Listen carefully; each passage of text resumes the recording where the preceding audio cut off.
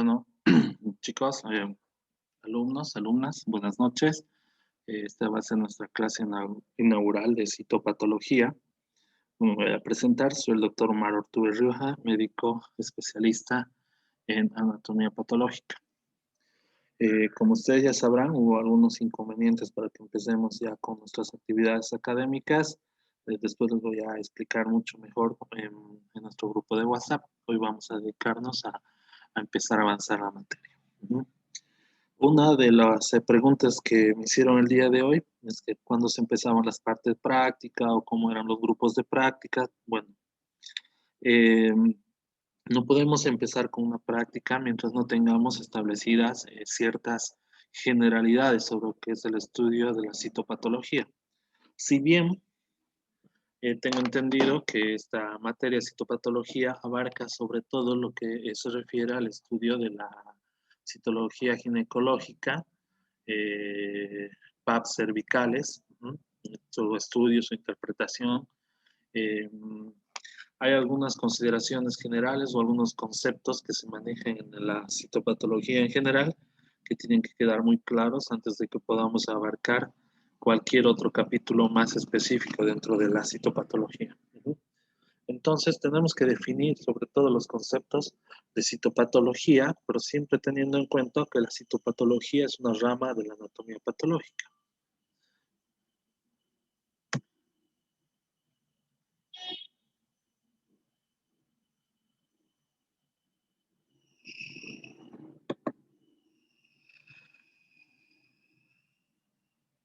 Bueno, para definir lo que es citopatología, tenemos que definir lo que es la célula.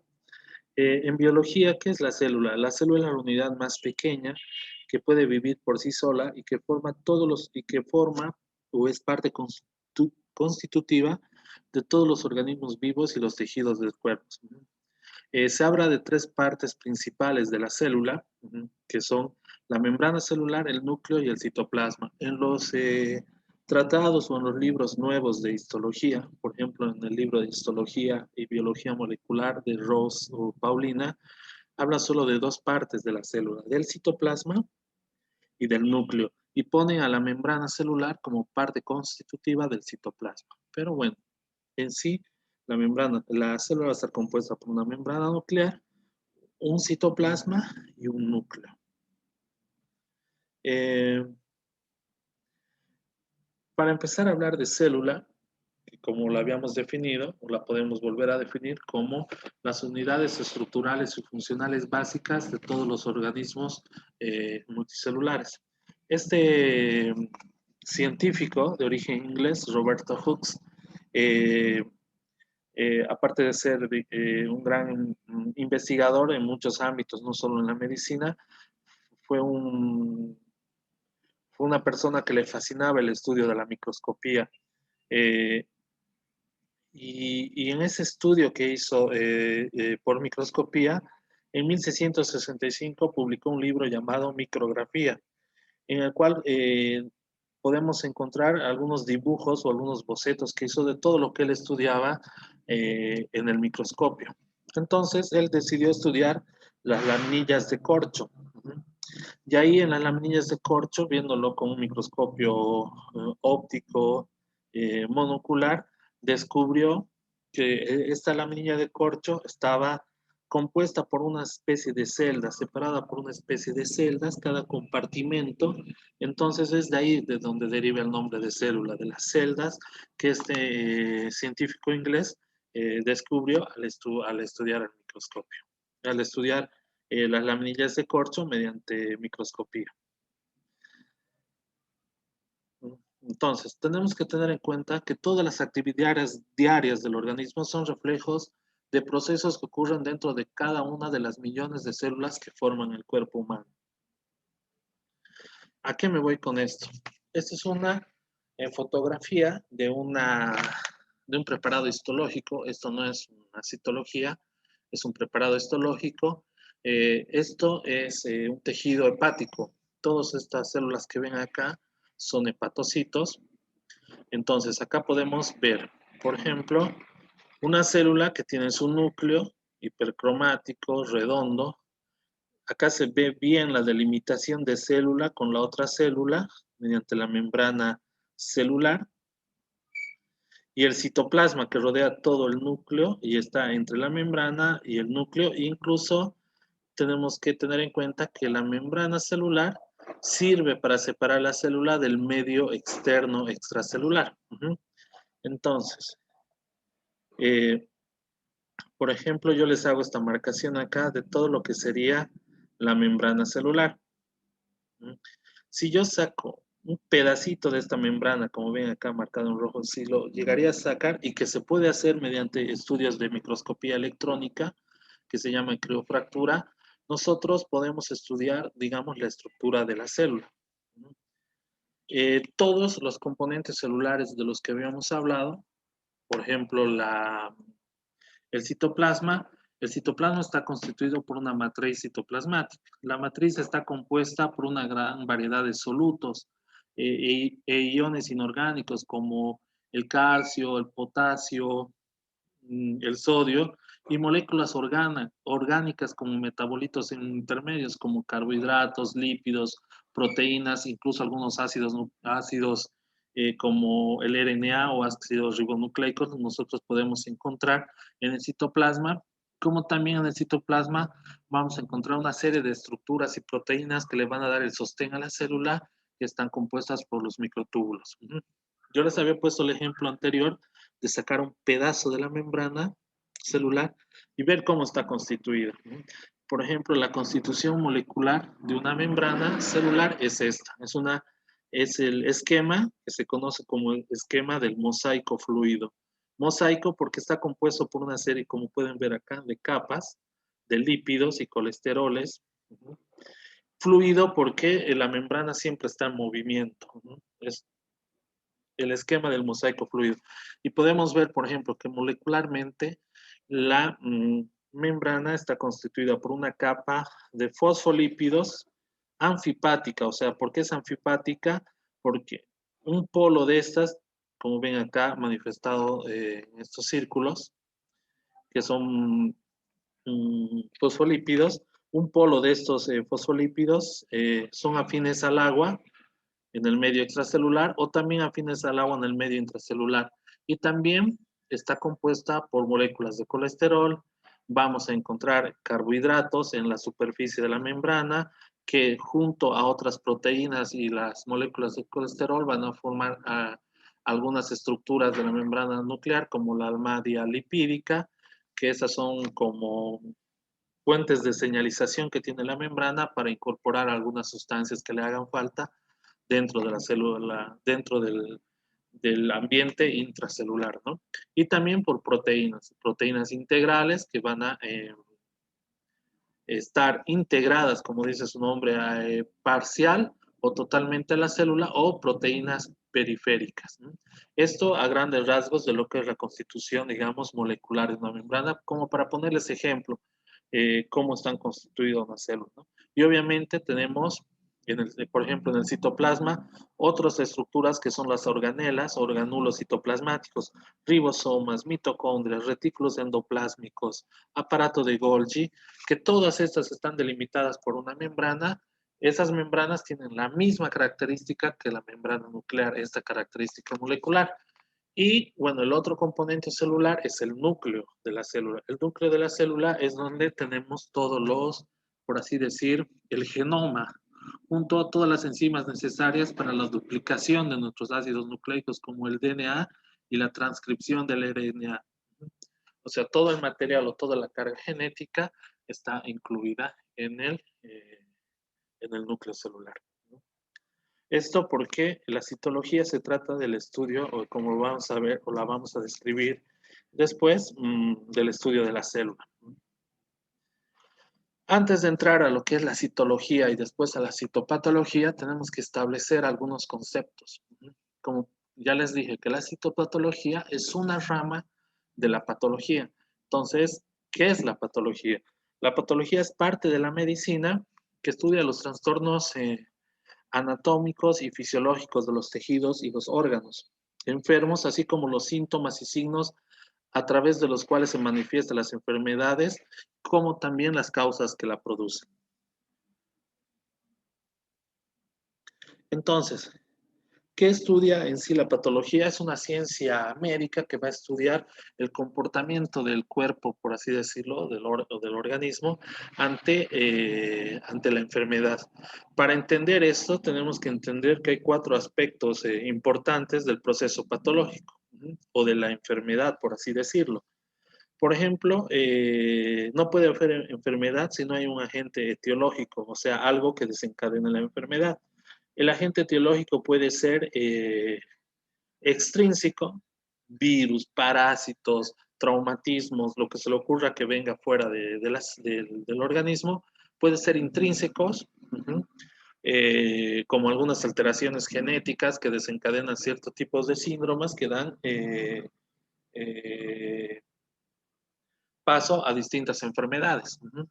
Una patogenia, el cómo se produce la enfermedad, cuáles son los mecanismos por los que se desencadena la enfermedad. Estos mecanismos, qué cambios morfológicos van a determinar en la célula, en el conjunto de células que es el tejido y en los órganos que es el conjunto, por así decirlo, de los tejidos, ¿no? Y cómo todos estos cambios morfológicos se van a expresar, ajá, o cuál va a ser el significado clínico. Por ejemplo, el significado clínico de una enfermedad o los síntomas, y síntomas puede ser la fiebre, la tos y muchos otros cambios que ustedes ya los han escuchado nombrar. ¿Por qué hago hincapié en esto? Porque el estudio de la citología y la citopatología está involucrado en estos procesos patológicos. Mediante la citología nosotros podemos hacer diagnóstico de agentes etiológicos. Ya los vamos a ver después. En algunos líquidos corporales por estudios citológicos con algunas técnicas especiales, por ejemplo, podemos detectar la presencia de Mycobacterium tuberculosis, otro tipo de hongos. Hay algunos cambios citológicos que se producen en la célula, como inclusiones nucleares en las células que son etiológicas o nos indican de una infección por herpes virus, por ejemplo. La patogenia, cómo se produce la enfermedad o cuáles son los cambios morfológicos que presentan las células, también lo podemos ver dentro de la citología. Cuando estemos llevando la citología cervicovaginal, vamos a ver, por ejemplo, que hay algunas células que son patognomónicas de ciertos procesos, ¿no? O algunas alteraciones morfológicas en la célula que nos llevan a diagnosticar ciertos procesos. Eh, Vamos a estar muy habituados a la palabra coilocitos. ¿Qué es un coilocito? Es una célula que ha sufrido una modificación por efecto de un virus, en este caso del virus del papiloma humano. Entonces nosotros podemos ver ahí más o menos los cambios que hay morfológicos y la misma patogenia de la enfermedad lo podemos expresar en esa célula, ¿no? Tal vez no se intervenga mucho en el significado clínico de la sintomatología, pero también a grandes rasgos, ¿sí? Si nosotros tenemos un extendido que tiene mucho exudado, mucho componente inflamatorio, si tenemos un extendido citológico con muchos leucocitos polimorfos nucleares y todo eso, ya vamos a sobreentender que ese paciente está cursando un proceso infeccioso y que ese proceso infeccioso va a tener una significación clínica, como por ejemplo una fiebre, ¿no? Bueno, generalidades, patología viene del vocablo logos y patos del sufrimiento. Todo ese estudio de la patología lo vamos a hacer mediante técnicas microbiológicas, morfológicas, inmunológicas y moleculares. Técnicas que si bien son inherentes a la rama de la anatomía patológica, actualmente, por ejemplo, en bioquímica o en la carrera de bioquímica, está dando grandes avances o se trabaja realmente en conjunto el patólogo con el bioquímico en algunas técnicas, como por ejemplo las moleculares. Vamos a hablar posteriormente de que antes se usaba el PAP como para diagnosticar las alteraciones en el cuello uterino de la mujer, pero ahora ya existen otro tipo de estudios como la captura híbrida para el HPV, donde los bioquímicos juegan un rol importante. También en la inmunohistoquímica y en otros tipos de estudios que están muy relacionados a la anatomía patológica. La anatomía patológica se divide en dos grandes ramas, por así decirlo, una general, todas las reacciones básicas que tienen las células y los tejidos, y una patología sistémica, que es la respuesta específica de cada órgano o tejido especializado ante un estímulo o un estrés o ante la enfermedad. Bueno.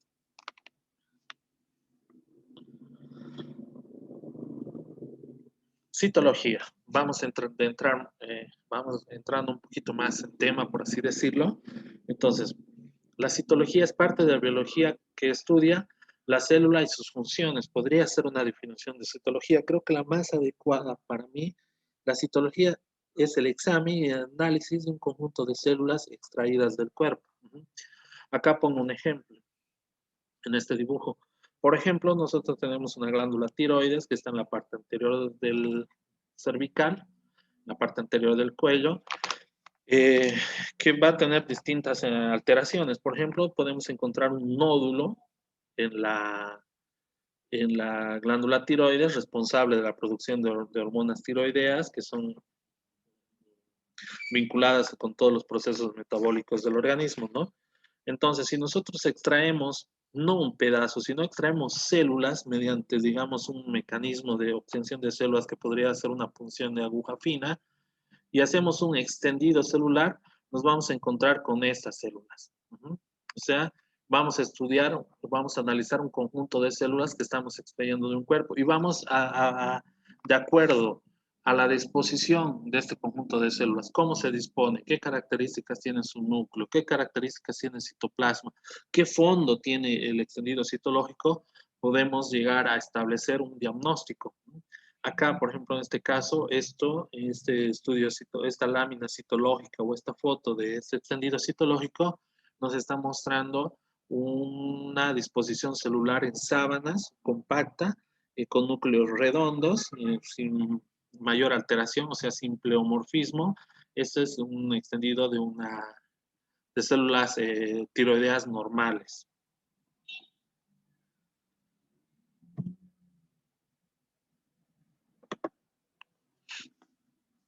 Ahora vamos a definir lo que es citopatología. Como les había dicho, la citopatología es una rama de la patología que estudia y diagnostica las enfermedades a nivel celular. Uno de los principales, digamos, científicos que propuso esta rama o que estudió esta rama fue Rudolf Virchow.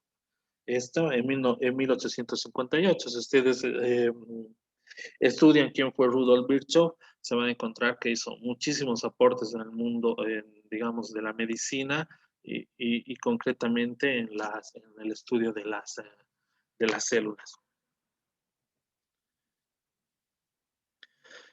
Como toda ciencia, o como toda ciencia médica, vamos a tener algunos objetivos en el estudio de la citología y de la citopatología. Entre uno de los objetivos, para mí los más importantes, es reconocer los cambios que la enfermedad produce en la célula. Por ejemplo, esa es un extendido, la foto que ven acá, es un extendido cérvico-vaginal, es una tinción de PAF para un extendido cérvico-vaginal. Vamos a ver después de desglosar que vamos a encontrarnos dentro de esos extendidos con distintos tipos de células, parabasales, basales, intermedias y superficiales. Las que más abundan son las superficiales, de acuerdo a la edad de la mujer, pero por ejemplo, este es el ejemplo de una célula superficial, amplio citoplasma y un núcleo puntiforme, pequeño. Ven cómo difiere de todo este componente celular. Células grandes, núcleos grandes, células con muchos núcleos. Esta es una infección por herpes virus en un extendido cérvico-vaginal. Entonces, uno de los objetivos es reconocer estos tipos de cambios que producen distintas enfermedades en las células. Siempre hay que tener en cuenta que de acuerdo a la entidad o el tipo de enfermedad, vamos a encontrar algunas alteraciones celulares que son muy comunes en la célula. Ya les había dicho, por ejemplo, esta inclusión o esta multinucleación que se produce en las células es muy característica del herpes virus. Los colilocitos son muy característicos del virus del papiloma humano. E incluso ahora que está tan en auge hablar de lo que es la, el COVID, se han visto en muchos estudios de líquidos pleurales, estudios hechos por citología, de algunas inclusiones nucleares o algunos efectos que se dicen citopáticos del virus sobre algunas células, de obviamente células pulmonares o células mesoteliales, que son las células que componen la serosa o la pleura en este caso. También tenemos que, como uno de los objetivos de la citología, elaborar e interpretar estudios citopatológicos. Ya vamos a ir viendo que hay distintos mecanismos para elaborar un estudio, el informe de un estudio citopatológico. Esto se debe, digamos, a distintas reuniones que han tenido expertos en patología de distintas ramas que han hecho ciertas nomenclaturas, por así decirlo, para establecer un diagnóstico, para aunar criterios y para sacar un diagnóstico. El que más vamos a utilizar nosotros en nuestra materia, que es un poquito más, nos vamos a abocar de la parte ginecológica, es, por ejemplo, el del sistema de Bethesda, que es una nomenclatura para clasificar a las lesiones cervicovaginales. Por ejemplo, alteraciones escamosas atípicas o de células escamosas atípicas de significado indeterminado, ASCOS. Lesiones de bajo grado, lesiones de alto grado, lesiones escamosas intraepiteliales de alto grado, lesiones escamosas intraepiteliales de bajo grado, o lesiones en células glandulares, hasta adenocarcinomas in situ, o hasta lesiones infiltrantes, ¿no? Esto todo está clasificado en un sistema de Bethesda. También hay un sistema, también se llama sistema de Bethesda, pero por ejemplo para el estudio citológico de material obtenido de la glándula tiroides. Hay un Bethesda para cuello uterino, hay un Bethesda para tiroides, y así hay otros criterios o hay otras nomenclaturas para, por ejemplo, extendidos de mama, extendidos de orina y muchos otros, ¿no? Tener siempre en cuenta para elaborar o interpretar un estudio citológico, sobre todo para elaborar que todo estudio citológico es igual que una historia clínica. Tenemos que tener siempre la edad, el sexo y la localización anatómica de la cual se toma en este caso, de la cual se hace el extendido citológico. Y entre otros objetivos de la citología es comprender los alcances y las limitaciones que tiene la citología o la citopatología en general. ¿A qué me refiero específicamente con esto? Nosotros, evaluando un extendido citológico, podemos ver si este es apto para hacer un estudio, podemos ver si se puede llegar a un diagnóstico con este estudio o no se puede hacer. Por ejemplo, acá les pongo un ejemplo de un extendido también cervicovaginal, pero que es hemorrágico. Es hemorrágico, entonces yo no puedo hacer un diagnóstico, pero no puedo decir que la paciente no tenga ninguna enfermedad, sino que está limitada la valoración por distintos motivos, en este caso, por ejemplo, por, eh, por hemorragia, puede ser por inflamación, puede ser por defectos de fijación o por otro tema. También tener en cuenta que si bien nosotros en la citología, digamos, dentro de lo que serían las limitaciones, en la citología podemos diagnosticar alguna, por ejemplo, alguna enfermedad neoplásica. No siempre podemos llegar a la estirpe celular y para esto se necesita otro tipo de estudios o se necesita una biopsia histológica. Por ejemplo, el test del Papa Nicolau o del extendido cérvico-vaginal es un test no diagnóstico, sino es un test de screening que nos sirve para separar todas las pacientes que pueden ser sospechosas de tener una lesión en cuello uterino para que pasen a hacerse otro estudio, ya sea histológico o colposcópico y todo eso. O sea, todo esto,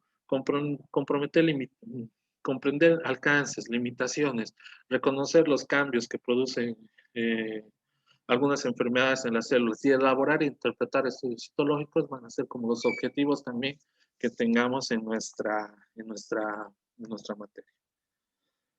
Tipos de estudios citológicos, o podríamos decir también mecanismos de estudios citológicos. ¿Cómo obtenemos las muestras para citología? En sí hay 4 grandes mecanismos o tipos de estudios que son los que se pueden leer acá. La PAF, que bueno, su significado sería punción, aspiración con aguja fina. La citología por impronta, la citología exfoliativa y la citología de líquidos corporales. En un par de diapositivas atrás le mostré, digamos, el ejemplo de lo que es sacar un extendido citológico de la tiroides o ver las células de la tiroides. Ese es el mecanismo, que es cómo se extrae mediante una punción, aspiración, aguja fina, guiada por un ecógrafo.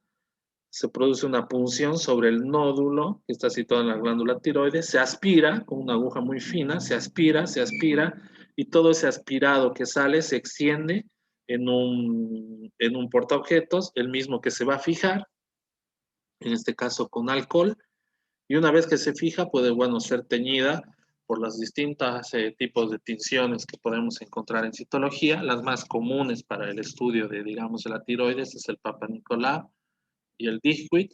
También ahí se puede hacer Giemsa, se puede hacer Sil-Nielsen, todas las tinciones que ustedes también conocen. Y acá, como les mostré en la diapositiva que acabamos de ver de la tiroides, les mostré un extendido normal. Acá, por ejemplo, les muestro un carcinoma de tiroides, un carcinoma papilar de tiroides. Ven que la disposición no es igual a la que habíamos visto antes, una disposición con mucha mayor desorganización. Hay atipía de los núcleos e incluso vamos a encontrar estos puntos dentro de los núcleos que son inclusiones nucleares que son muy características de los carcinomas de tiroides o los carcinomas papilares de tiroides.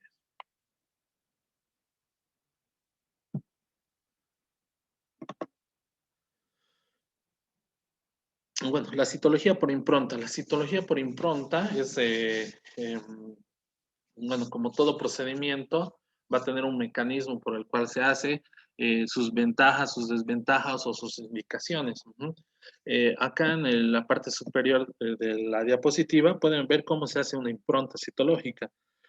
Cuando nosotros tenemos el material, por ejemplo, lo más aconsejable para una citología por impronta es un ganglio. Este ganglio lo cortamos y lo apoyamos varias veces sobre el portaobjeto. Eso se llama improntar. Lo improntamos y una vez las células muchas células van a quedar pegadas en el portaobjeto y las vamos a fijar en ese momento en alcohol.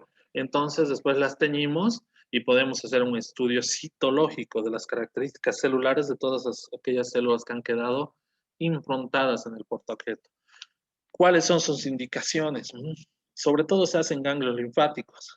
Y acá dice, por ejemplo, es como el primer paso en las biopsias por congelación. Las biopsias por congelación son las biopsias que se hacen en el momento intraoperatorio. O sea, cuando un cirujano está operando, te da un pedacito de un ganglio. En el momento que saca el ganglio, se hace la impronta, se hace la tinción inmediata y se revisa si hay alguna célula, por ejemplo, neoplásica. Y si nosotros informamos en el momento que hay una célula neoplásica, la conducta que vaya a asumir el cirujano en ese momento va a variar de acuerdo al informe que nosotros le demos. Si le decimos no hay ninguna célula neoplásica, terminará la cirugía. Si le decimos sí, mire doctor, en esta ganglio encontramos células neoplásicas, entonces el cirujano estará obligado a ampliar la cirugía y a buscar muchos más ganglios. Entonces, las improntas de los órganos proporcionan muestra de mayor calidad, ya que las células no están sometidas a tantos traumatismos. No es golpear, sino es apoyar sobre el portaobjeto. Acá dice el procedimiento, cortar con un bisturí una pequeña porción del órgano, en este caso es un ganglio. Se seca bien una de las superficies sobre un papel absorbente con el fin de eliminar la sangre y líquidos tisulares. Bueno, y después ya se hace o se toca con delicadeza en varias partes sobre el portaobjeto, pasa después a la fijación y a la tinción. No va a ser aconsejable en lesiones de la piel y tampoco es aconsejable en aquellos tejidos que son muy inflamatorios o en aquellas lesiones neoplásicas, por ejemplo, que son muy fibrosas o muy duras, no van a desprender muchas células, entonces no vamos a tener mucho rédito.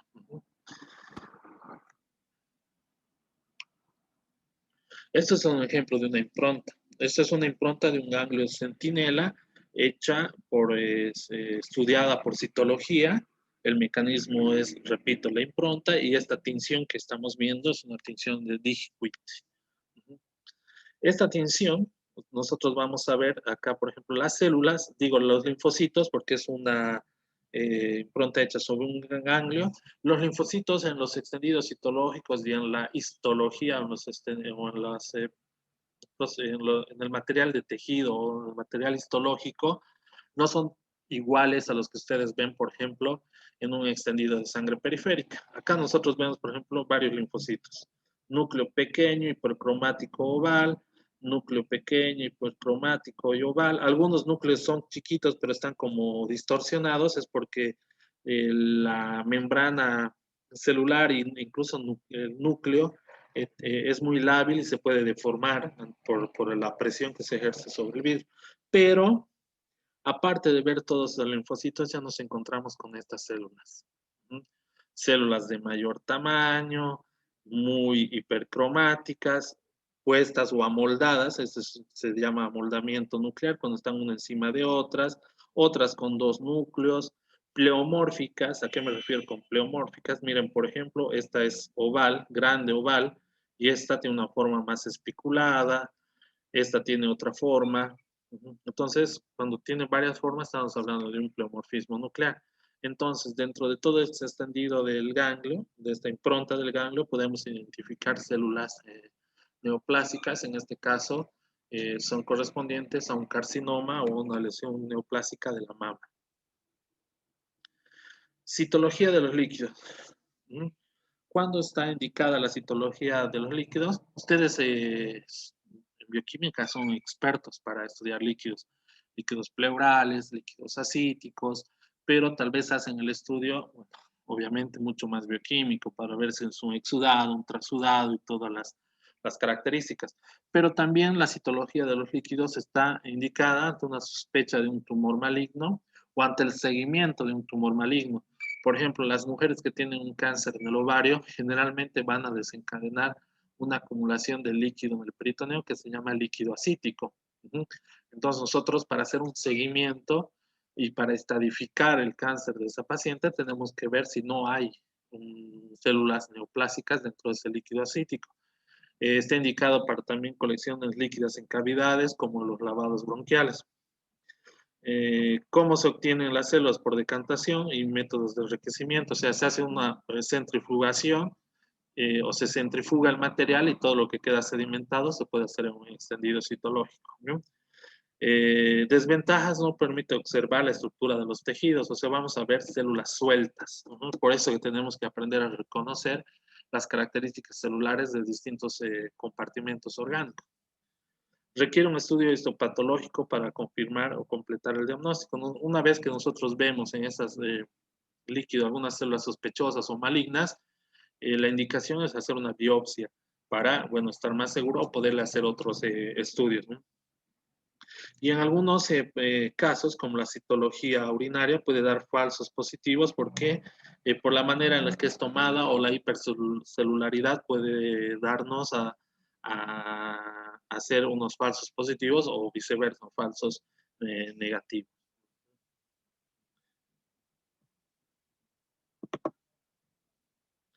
Acá hay un ejemplo de lo que es, por ejemplo, un líquido pleural. En la imagen superior, en el recuadro superior, este es un líquido inflamatorio, pero las células mesoteliales que están, por ejemplo, en la pleura son normales. Células bien redonditas, hipercromáticas, pero bien redonditas, con núcleo apartado del citoplasma, o sea, de localización periférica del citoplasma, pero con membrana bien definida. Y obviamente esto se trata de un proceso inflamatorio. Vamos a encontrar muchas otras células inflamatorias, linfocitos, algunos polimorfos nucleares. Viceversa, lo que vamos a ver acá, fíjense, células grandes, algunas células multinucleadas, células con dispersión de la cromatina, pleomorfismo, que les había dicho, también hay muchos neutrófilos y componente inflamatorio. Esto que les mostré primero es un líquido con cambios reactivos, pero benigno, y esto corresponde a una lesión neoplásica que se conoce como mesotelioma maligno.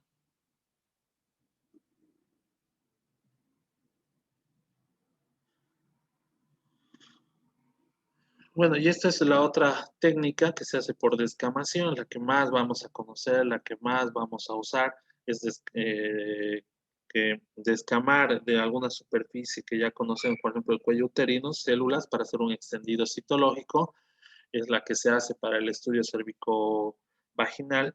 Esta es un extendido vaginal, por así decirlo, con células superficiales normales. Tenemos componentes linfocitos y neutrófilos, pero una célula superficial del cuello uterino, así, amplio citoplasma, en este caso se tiñe de azul, es una tinción que vamos a usar, es la de Papa Nicolau, y un núcleo puntiforme, como un puntito en el medio. Eso es un extendido de una célula, un extendido cérvico-vaginal.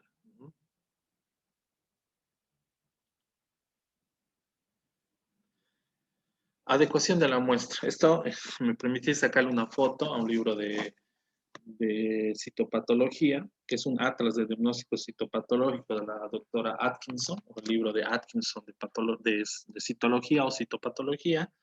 Es muy bueno ese libro, si alguien puede conseguirlo, tal vez en una versión digital o algo, se los recomiendo. Y bueno, cita y habla claramente y textualmente. Dice, una vez conocida la duda y la información clínica pertinente, el siguiente problema, ¿cuál es? Es la adecuación del material. ¿A qué nos referimos con adecuación material? Es decir, saber si se dispone de células bien conservadas e interpretables desde un punto de vista técnico, que sean representativas de la zona anatómica y sobre todo de la lesión que se debe diagnosticar. ¿Cómo se interpreta esto? Nosotros ya en el estudio de la citopatología tenemos que ver si las células están bien conservadas, si se puede hacer un estudio, si tiene un buen fondo, si el fondo es muy inflamatorio, si el fondo es muy sucio, si no se fijó bien el material, las células se desecan, mueren y nosotros vemos en un extendido mal fijado. Eso desde un punto de vista técnico, que sean representativas de la zona anatómica. Si nosotros tomamos un estudio de, vuelvo a repetir, cérvico-vaginal, tenemos que ver células de esa parte anatómica. O sea, tenemos que aprender a reconocer esas células. Si vamos a hacer un estudio líquido pleural, tenemos que reconocer cuáles son las células mesoteliales para reconocer esa zona anatómica. Y bueno, eso nos va a ayudar a saber si es suficiente para la lesión que debemos de diagnosticar. Hay muchas formas de garantizar, digamos, de que los extendidos sean adecuados. Una de las formas es reducir al mínimo la presencia de elementos contaminantes como la sangre periférica. Eso depende más del mecanismo del que hace la punción, porque algunas punciones son traumáticas, entonces vamos a tener más sangre. Remitir, por ejemplo, las muestras a un laboratorio sin demora, para no dar tiempo a que las células se degeneren por el ambiente y todo eso, o porque han sido sometidas a un suero salino o algo así, eh, es, eh, es importante. Ustedes como bioquímicos siempre dicen, digamos, que la primera orina es la que se analiza, la primera orina en las 24 horas y todo eso. Para hacer un estudio citológico, para descartar una un proceso neoplásico, digamos, en la vejiga o en el sistema urinario, generalmente no es aconsejable usar la primera orina de la mañana porque vamos a encontrarnos muchos cambios degenerativos en las células epiteliales, o entonces no es tan, tan importante en este caso eso de usar la primera orina de la mañana como para algunos estudios bioquímicos sí lo es.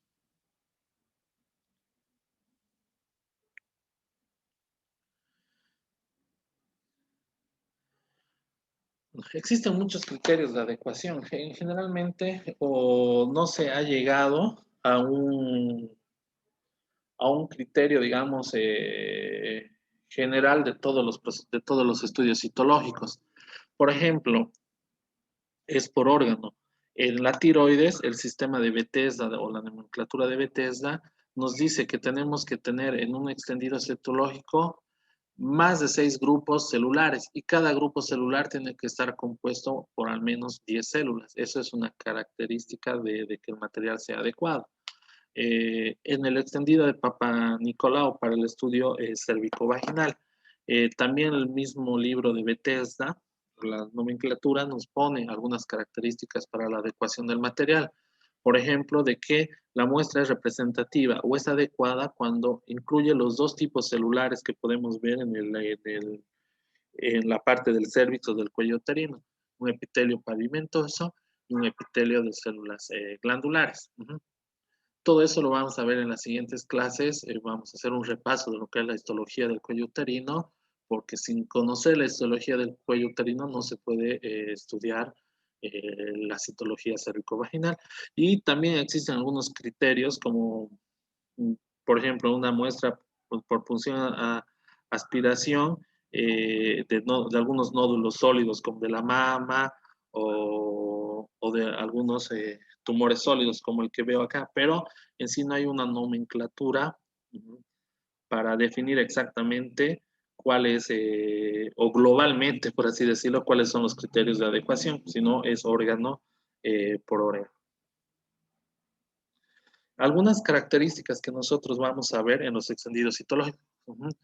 Para empezar a ver un extendido citológico cervicovaginal, pleural, de algún nódulo en la tiroides, de algún nódulo hepático, de cualquier órgano, a veces el error que se comete o cometemos los citopatólogos o cuando recién estamos empezando o a ver algunas láminas, es que nos vamos directo a los objetivos de mayor aumento con la desesperación, por así decirlo, de buscar alguna lesión neoplásica o alguna lesión, una lesión celular característica. No, lo primero que tenemos que hacer a bajo aumento es estudiar el fondo. Si tiene un fondo limpio, cuando se considera que es limpio, cuando no tiene muchos hematías, cuando no vamos a encontrar inflamación, cuando no vamos a encontrar necrosis, no vamos a encontrar productos extracelulares. Es en mucha cantidad. ¿A qué me refiero con productos extracelulares? Algunas células, vuelvo a poner ejemplo de la tiroides, producen algunos tipos de sustancias que le van a dar el fondo característico al extendido citológico. ¿Qué sustancia es esto? Es un material que se llama material coloide. Cuando existe mucho de ese material, entonces no está limpio el fondo, tapa la celularidad y entonces nos limita la valoración. También nos vamos a encontrar un fondo hemático. Si bien un fondo hemático nos limita la valoración, también nos puede orientar hacia algunos diagnósticos. Por ejemplo, algunos tumores del riñón se caracterizan porque son muy vascularizados y por ende vamos a encontrar mucho contenido hemático. También algunos tumores, digamos, muy vascularizados como los tumores neuroendocrinos, vamos a encontrar un contenido hemático. Un fondo inflamatorio, obviamente, si nos limita la valoración para encontrar algunas células neoplásicas, puede ser la clave para interpretar un proceso infeccioso. O como también nos puede hacer asociar a algunos procesos cancerígenos o neoplásicos y encontrar un fondo inflamatorio. Como por ejemplo la necrosis. Cuando nosotros encontramos necrosis, podemos vincularla a una necrosis tumoral o a una diatesis tumoral, que vamos a encontrar un fondo granular sucio. Ahora les voy a mostrar algunos extendidos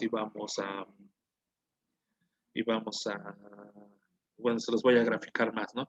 Y acá los productos extracelulares, de hecho, algunas células producen coloide, como las de la tiroides. Algunas células, por ejemplo, del sistema gastrointestinal producen mucha mucina, o algunos tumores tienen la característica de producir algunas sustancias más mixoides, como por ejemplo hay un tumor en el cuello, que es en la glándula salival mayor, que es el adenoma pleomorfo, que se caracteriza muchas veces más por el fondo que presenta que por la celularidad que tiene.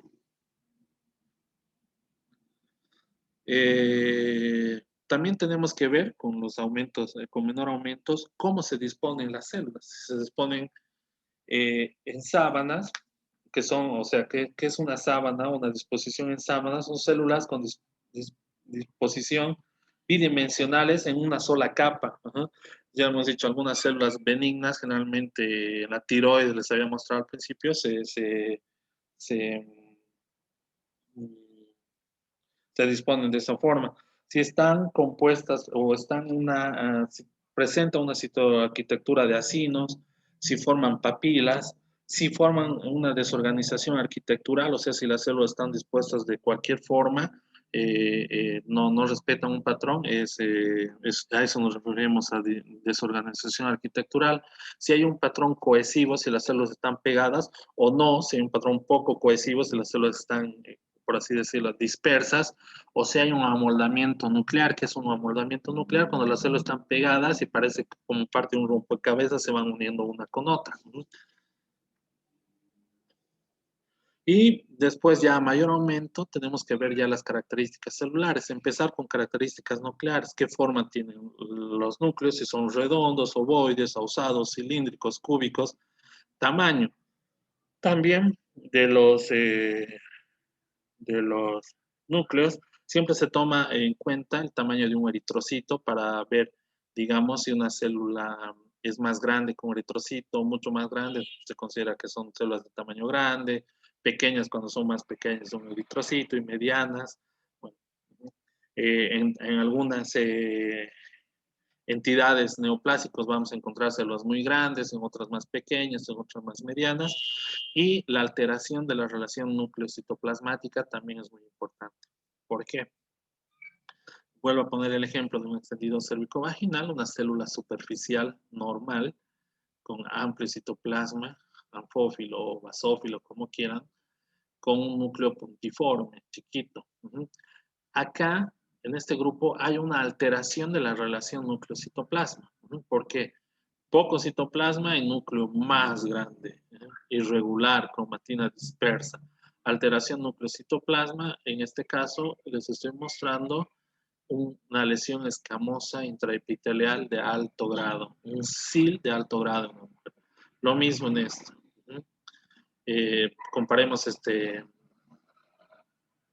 esta célula superficial normal con esta de células más grandes, con un halo alrededor, digamos que parece vacío. Esto es un coilocito, el famoso coilocito, con un núcleo grande, hipercromático. Entonces estamos hablando de una lesión escamosa intraepitelial de bajo grado. Ambas se representan porque tienen alteraciones en la forma nucleares, algunos tienen núcleos más grandes, otros más pequeños o medianos, y una alteración en la relación núcleo-citoplasmática.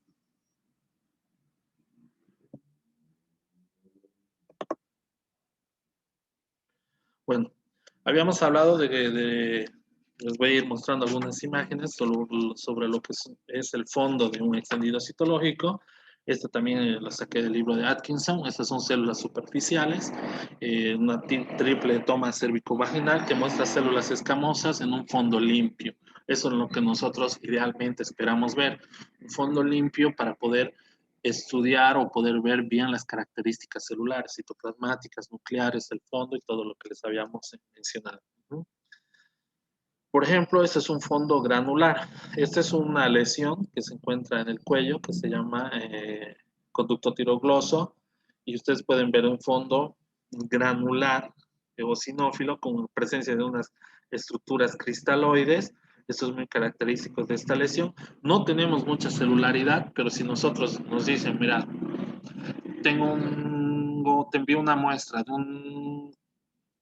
una lesión quística que se encuentra a nivel del cuello, en la parte anterior, y yo tengo este extendido, entonces ya me puedo guiar solo por el fondo de que estoy hablando de un conducto tirogloso.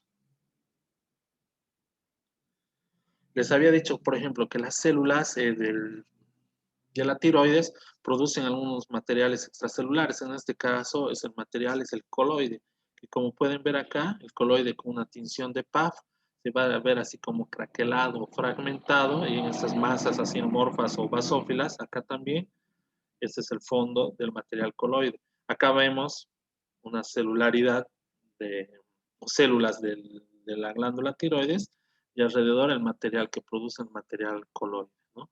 Estas son células normales de la tiroides y eso es un fondo con mucho material coloide.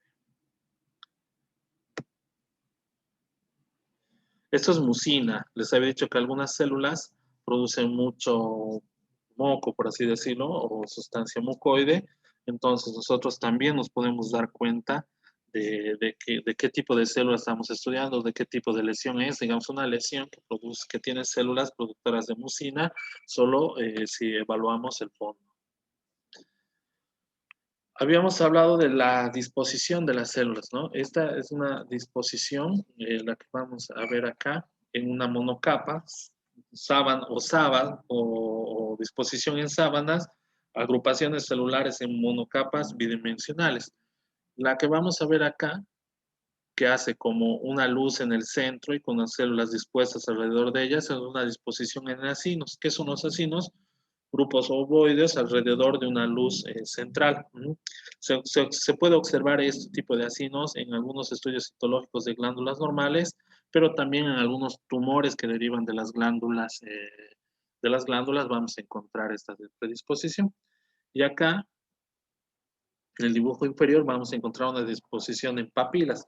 O sea, son grupos que son más largos y anchos y tridimensionales y hacen esta estructura como papilar. Generalmente estos los vamos a encontrar en procesos patológicos o neoplásicos en general. No en general, mayormente. Este es, por ejemplo, el dibujo de un carcinoma de ovario, un carcinoma seroso papilar de ovario, y esta es la característica. Habíamos hablado de lo que es el pleomorfismo nuclear o en sí habíamos hablado de lo que es la arquitectura desorganizada o la desorganización arquitectural. Acá podemos ver células que no sabemos cómo están dispuestas, porque una está más separada, una está encima de otra, los núcleos son más grandes, son más pleomórficos.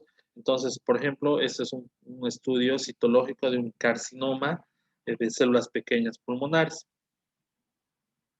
Esto ven células más pequeñas, hipercromáticas, pero también no tienen una arquitectura, no está ni en sábanas, ni en acinos, ni en papilas, sino todo desorganizado. Esto es el ejemplo de lo que es una lesión vascular o un hemangioperecitoma. Acá un carcinoma papilar de tiroides, ven una célula está por afuera, otra más a un lado, un núcleo mucho más grande, el citoplasma, un núcleo periférico en relación al citoplasma. Esto es el ejemplo de una desorganización arquitectural, por ejemplo, de un carcinoma de tiroides. Y acá también vamos a encontrar células sueltas, discohesivas, o sea, no están unidas, pleomórficas, núcleos hipercromáticos. Esto es el estudio citológico de una lesión neoplásica que se conoce como melanoma. Generalmente se da en la piel en un mayor porcentaje, pero también hay melanomas extracutáneos que se pueden dar en otras partes del cuerpo.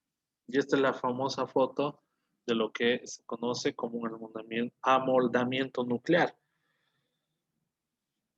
Entonces, en este caso es un carcinoma de la vía hepática y obsérvese cómo hay una compresión de una célula con otra célula, ¿no? Acá, por ejemplo, esta célula comprime a la otra, pero como que se amolda, se adapta a la superficie de la otra célula.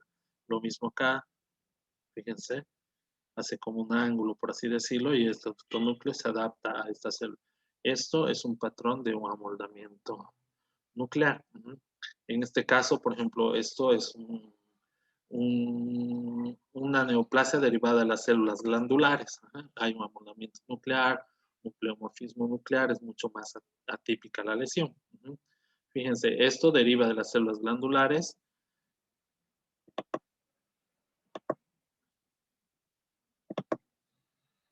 Y les había mostrado, por ejemplo, estas células glandulares en patrón acinar, que miren, hacen una luz central, células dispuestas alrededor, pero no tienen tanta alteración como las otras, ¿no? Estas son células glandulares versus a estas células glandulares que tienen una luz central, un amoldamiento nuclear, una hipercromasia, una atipía, correspondientes a una lesión neoplásica. Bueno, Estas son las características generales que hemos visto en cuanto al estudio de la citopatología. Describir qué es la célula, describir qué es la patología en general, describir qué es la citología, qué es la citopatología, una rama de la anatomía patológica, describir algunos mecanismos por los que nosotros podemos obtener muestras citológicas, cuáles son sus ventajas, cuáles son sus desventajas, tener en cuenta algunas características de los extendidos citológicos en cuanto al fondo, a la disposición de las células, nos va a ayudar a interpretar mucho mejor las siguientes clases o los siguientes temas, ¿no? Y tener en cuenta los objetivos de la materia, como poder interpretar un estudio citológico, poder determinar las alteraciones celulares de acuerdo a la enfermedad o comprender también las limitaciones que tenemos al hacer este tipo de estudios. Bueno, chicos, espero esta es nuestra clase introductoria. Sé que hoy hubo algunos problemas en cuanto a la práctica, no práctica, si las pasamos o no las pasamos. No se puede pasar prácticas si no tenemos algunos conceptos claros y establecidos. Y después ya se podrá ir pasando prácticas de sistema por sistema, aparato por aparato, célula por célula, como ustedes decidan, o como lo decida el programa en este caso. Pero las primeras 3 clases al menos van a ser introductorias, hablar de estas características de la citopatología, y vamos a hablar en la siguiente clase de algunas características o de algunas tinciones más usadas, para después hablar de una histología del sistema del aparato o del aparato ginecológico, sobre todo del cuello uterino, para después pasar al estudio de la citopatología cervicovaginal. Bueno, esta clase les va a llegar en un canal de YouTube que he creado con fines de la clase, con fines de la materia, una vez que definamos estas 3 clases introductorias, después vamos a pasar a la parte práctica. Bueno, buenas noches, lean, estudien. Les recomiendo el libro de Barbara Atkinson. Sé que está para descargar en algunos lugares. La segunda edición creo que es, sí, la segunda edición, que viene en castellano, para que ustedes vayan repasando al menos los primeros capítulos. Y después el libro que vamos a utilizar para la citología cervicovaginal es el Bethesda, que también está disponible para descargar, o ya vamos a ver alguna forma de hacerles llegar, porque yo los tengo en físico ambos. ¿Bien? Entonces, buenas noches, aprovechen esta clase y estudien.